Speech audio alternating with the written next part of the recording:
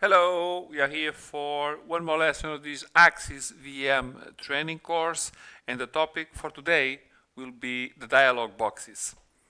Dialog boxes are each of the boxes that appear in our screen in accordance with what we choose. For example, this is a dialog box. When we make a new file, we have another dialog box, or showing something that we've seen already, keyboard shortcuts. This is another dialog box. So all of these are dialog boxes.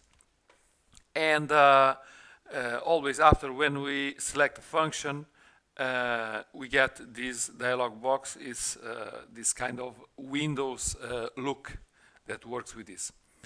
This dialog box can be used in the same way as any other Windows dialog box in any program that you may run inside Windows. We can change the dialog box font. If we go to these settings, we can go to preferences and we can choose fonts.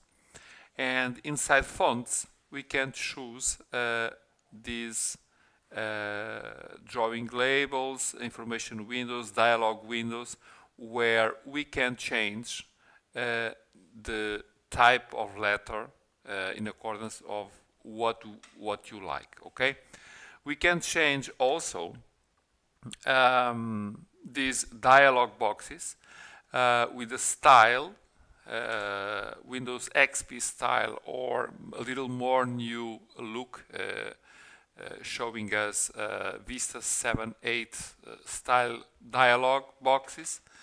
A couple of settings, not very important, but one of them, for example, we can customize, let us say a little bigger, we can customize the dialog boxes. And for example, you have this one here that has grown a little. Okay, I don't want this so big, so I will go there again and say, okay, go again to the 100%, and I suppose it should be a little down. Let us do it again. Okay, and okay, not down much, but no problem.